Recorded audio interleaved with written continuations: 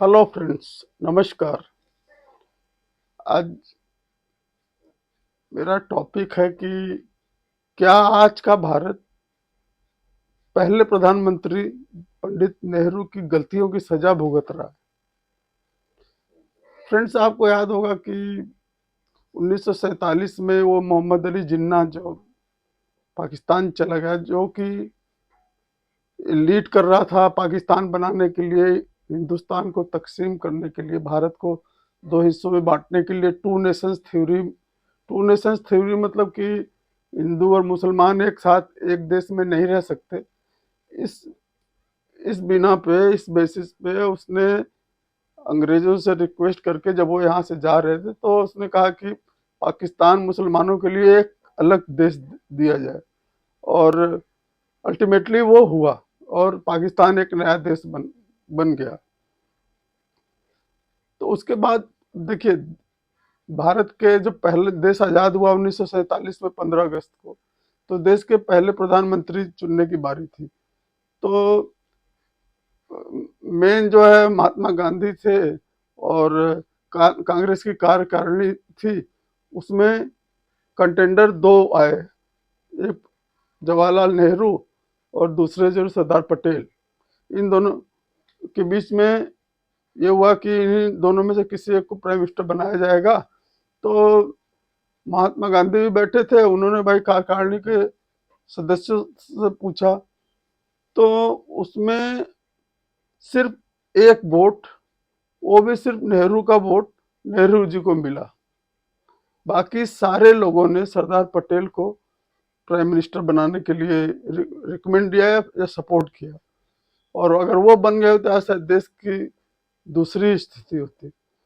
लेकिन हुआ क्या कि जब महात्मा गांधी ने देखा, और पता नहीं महात्मा गांधी को बड़े प्यारे थे नेहरू, इनकी तरफ इंक्लाइंड थे, इनको ही बनाना चाहते थे। तो नेहरू ने महात्मा गांधी ने एक चिट पे कुछ लिख करके सरदार पटेल को दिया, जबकि एक्सेप्ट नेहरू हिमसेल्फ, बाकी कोई भी नेहरू को नहीं चाहता था प्राइम मिनिस्टर बनाना। लेकिन पता नहीं एक चिट निकाल के सरदार पटेल को दिया महात्मा गांधी ने, और वो चिट पढ़ने के बाद सरदार पटेल ने अपना नॉमिनेशन ही वापस ले लिया। तो बच गए अकेले नेहरू, और इन्होंने इनको प्राइम मिनिस्टर बना दिया गया। अब देखिए, जब हिंदू और मुसलमान के नाम पे एक मुस्लिम देश बन गया, तो पता नहीं क्यों नेहरू को हिंदुओं से ज्यादा मुसलमानों की तरफ इनका झुकाव था। ये कुछ भी ऐसा नहीं करना चाहते जिससे मुसलमान के को अच्छा न लगे।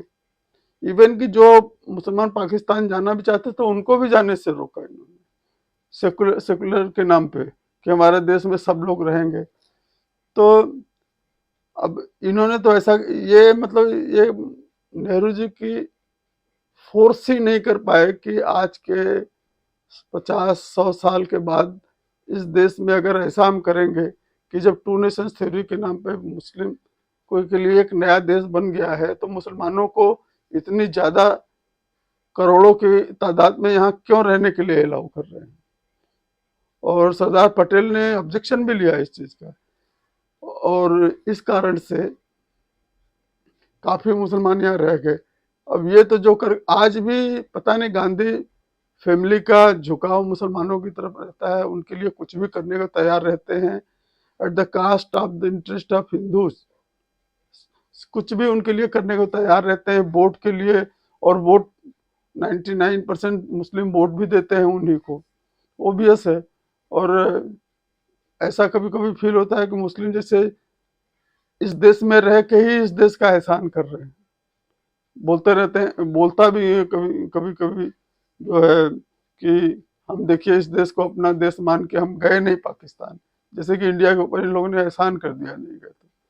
तो उसके बाद से लगातार जितने भी कांग्रेस गवर्नमेंट आई, जितने भी मुसलमानों के लिए नियम कानून इन लोगों ने बनाए, उनके मतलब हिंदुओं के लिए अलग कानून, उनके लिए अलग कानून, उनको दुनिया भर की छूट, सारे हिंदुओं के लिए 20 तरह के नियम जो है लगा दिए, लेकिन वो मुस्लिमों को उससे बाहर रखा। तो उस कारण से क्या हुआ, आज की स्थिति ऐसी हो गई है। अब आज की मुस्लिम देखिए, उस समय 3 करोड़ थे तो आज 20 करोड़ हैं। हिंदू डबल हुए हैं तो वो 6-7 गुना बढ़े हैं। तो इस तरह से अभी आप राम मंदिर के केस में देखते ही हैं कि बड़े बड़े मौलाना वहां बैठ के बोलते हैं कि हम जब हमारा दिन आएगा तो हम राम मंदिर तोड़ के वहां, मतलब इस देश में रह के मौलाना इस तरह की बातें करते हैं और यहाँ की कानून ऐसी है कि उनको कुछ कर भी नहीं रही, जबकि एक सरासर एक धमकी देने जैसा है ये सब चीजें जो है। तो महात्मा गांधी भी थोड़ा बहुत उसमें जिम्मेदार रहे हैं। मेनली नेहरू ने ऐसे ऐसे, अब देखिए जो जब इंडिया आजाद हुआ ना तो तमाम स्टेट से, प्रिंसली स्टेट से सबको मिलाना था, तो एकलौता एक जम्मू कश्मीर नेहरू के हवाले था कि आप उनसे नेगोशिएट करके मिलाइए, और बाकी सारे चाहे हैदराबाद हो चाहे जूनागढ़ हो, ये सब जगह सरदार पटेल की जिम्मे था, उन्होंने सबको मिला लिया, चाहे हुक और क्रुक, चाहे डरा धमका के। लेकिन नेहरू जी के नाम पे जो ये जम्मू कश्मीर था, जिम्मेदारी नेहरू जी को, वहां पे ही तनाजा आज तक चल रहा है। कितने इनोसेंट लोग वहां मरे हैं जो है। तो नेहरू जी ने पता नहीं क्यों ये हमेशा झुका हुए डेमोक्रेसी के नाम पे, कश्मीर का भी इन्होंने प्लेबिसाइड करने के लिए यूएन में कमिटमेंट कर लिया। हालांकि हो सकता है उस समय कश्मीर की कंडीशन ऐसी न रही हो कि वो इंडिया के अगेंस्ट रहे हों वहाँ के मुसलमान लोग जो है, इसलिए नेहरू जी ने अगर वो वहाँ प्लेबिसाइड के लिए एक्सेप्ट किया तो गुड फेथ में किया होगा, क्योंकि आज के जो वहाँ के मुस्लिम जिस तरह एंटी इंडियन चलता रहता है वहाँ पे ना, पहले नहीं रहा होगा ऐसा। लेकिन जब एक देश मुस्लिम के नाम पे बन गया तो उनके लिए इतनी फैसिलिटी, इतनी दुनिया भर के नियम कानून इंडिया में बनाने का क्या जरूरत है। आज जो है मुस्लिम, मैं बार पहले ही बोल चुका हूं कि पीएम मोदी पिछले 10 साल के अंदर या योगी पिछले 7-8 साल के अंदर मुस्लिमों के खिलाफ कुछ काम नहीं किया है उन लोगों ने, कुछ भी। मोदी ने तो कभी मुस्लिम के इंटरेस्ट के अगेंस्ट कुछ भी नहीं किया है। जो भी नियम ले आए हैं, जो भी फैसिलिटी पब्लिक को दिया है, वो सारे मुसलमान ज्यादा अवेल कर रहे हैं उसको।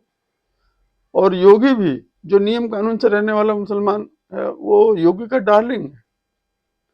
लेकिन जो नियम कानून तोड़ेंगे, हर जगह जबरदस्ती कब्जा किए रहेंगे, तो उनको तो भुगतना ही पड़ेगा ना।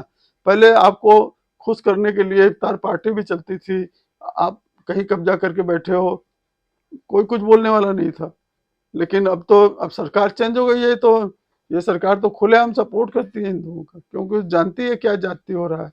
अब देखिए ना कि ये लोग एक तरफ बोलते हैं कि मस्जिद मंदिर तोड़ के मस्जिद बन ही नहीं सकता, कोई का दान दिया, उन्हें पैसे से खरीद के जमीन में, ये और सब जानते हैं मुस्लिम की ये जो ज्ञानवापी जो वहाँ जो मस्जिद है वो मंदिर के तोड़ के बनाया, सब जानते हैं। लेकिन उस समय इनका पता नहीं क्या हो जाता है कि उस समय ये कानून भूल जाते हैं, ये कर देंगे, वो धमकी देते रहते हैं, अरे कुछ करो भाई, देखते हैं।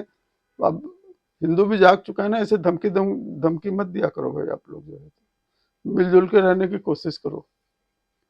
तो ये नेहरू के गलतियों की सजा आज भुगत रहा है। कांग्रेस पार्टी ने जो अपीजमेंट की पॉलिसी अपनाई ना, बाद में भी जो भी सरकारें आई, इवन मनमोहन सिंह ने भी, मुझे आज तक याद है कि जिस विधानसभा के इलेक्शन में मुलायम सिंह का लड़का चीफ मिनिस्टर बना था, उस इलेक्शन 2012 की बात है शायद, उस इलेक्शन